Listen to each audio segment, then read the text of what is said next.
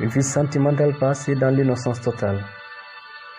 Je n'ai même pas aperçu le temps qui passait. Qu'est-ce que le mariage?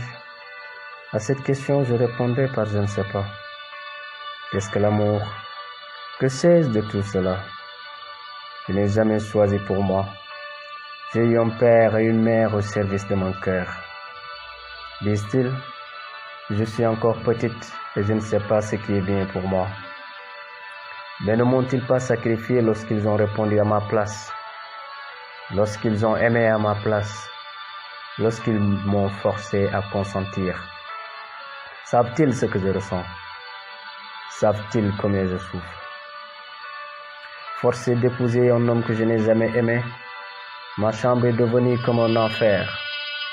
Mon lit est un cimetière où j'enterre mes idées. Sur mon oreiller, je déverse chaque nuit mes chaudes larmes. Cela fait 8 années que je vis ce calvaire.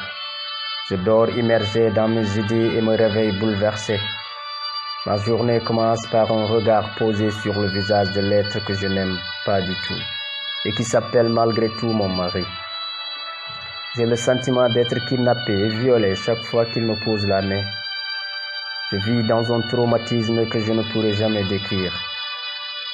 Cet homme que je n'aime pas, je dois chaque jour faire tout pour lui, jusqu'à laver son caleçon, renifler son odeur et même avaler sa salive.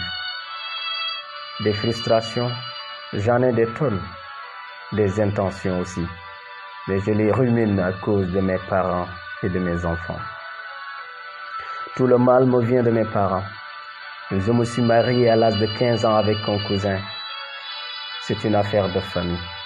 Mon père est un notable dans ma localité et que sa fille refuse la main de son neveu serait mal vu. C'est pourquoi je n'ai pas eu le choix. On m'a imposé le mariage. Beaucoup de mes larmes se séchaient sur les vêtements de ma maman que je serrais très fort en gémissant. Mais maman ne pouvait pas m'aider. Tout le monde me disait que c'est une affaire de famille. C'est comme si personne ne comprenait ou ne savait ce qu'est l'amour. Personne n'a considéré mes sentiments. C'est comme si la société s'était retournée contre moi. Je ne comprenais pas vraiment. Personne ne peut compter le nombre de fois que j'ai prononcé ce groupe de mots. Je ne l'aime pas. Mais ils disent dans mon dos que je suis encore gamine et qu'avec le temps, je vais finir par aimer mon mari. Ils m'ont cité un nombre incroyable de filles qui ont été dans ma situation et qui, disent-ils, ont fini par aimer leur mari. Mais moi, je ne pouvais pas croire à ces contes. La seule chose que je voulais, c'est qu'ils respectent mon choix, qu'ils me donnent la liberté de choisir pour moi l'homme de mes rêves. Je ne pouvais pas imaginer abandonner tous ces projets que j'avais en tête. J'avais tout couché dans mon carnet de notes. Je suis romantique et j'ai toujours pensé avoir un mari intellectuel et romantique avec qui je pourrais partager mes passions. Je voulais un roi à qui je vais donner de petits princes, mais c'était la parole de mon père contre la mienne. J'ai toujours refusé, mais à l'intérieur de moi, je n'avais aucun espoir, car mon père est un homme de parole. Je ne pouvais jamais imaginer que mon père puisse être mon ennemi. Mais il vient d'agir comme un ennemi. Je pourrais lui pardonner s'il m'avait enfermé dans une prison. Mais là, il vient de sacrifier ma vie. Il a annulé mes projets, il a brisé mes rêves. Papa a brisé mon cœur. Même en titre de journal, personne n'y croirait. Mais papa m'a brisé le cœur. Personne ne pourrait imaginer combien c'est douloureux de porter pendant 9 bons mois un enfant dont on n'aime pas le père. Pour le premier enfant, je demandais chaque jour à Dieu de faire en sorte que j'avorte. Je ne voulais vraiment pas avoir un enfant de lui. Mais 3 mois sont passés sans que mon souhait ne soit réalisé. 6 autres sont passés jusqu'à que j'entende les cris de mon bébé.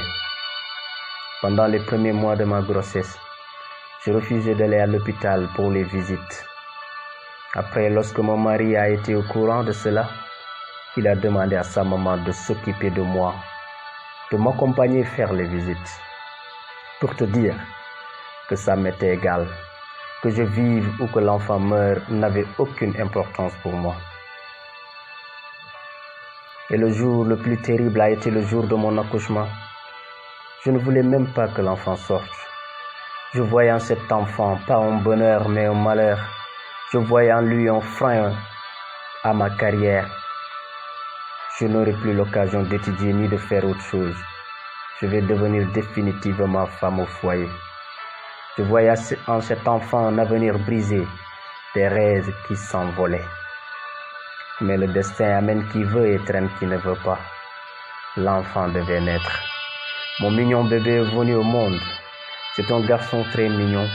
Malgré qu'il soit mignon à mes yeux, il m'a rêvé de le regarder pleurer jusqu'à qu'il s'étouffe. Je crachai ma colère sur cet innocent. C'était une grande folie, je le jure.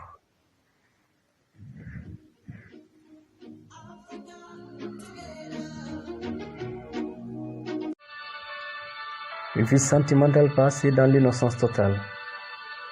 Je n'ai même pas aperçu le temps qui passait. Qu'est-ce que le mariage? À cette question, je répondais par je ne sais pas. Qu'est-ce que l'amour? Que sais-je de tout cela? Je n'ai jamais choisi pour moi. J'ai eu un père et une mère au service de mon cœur.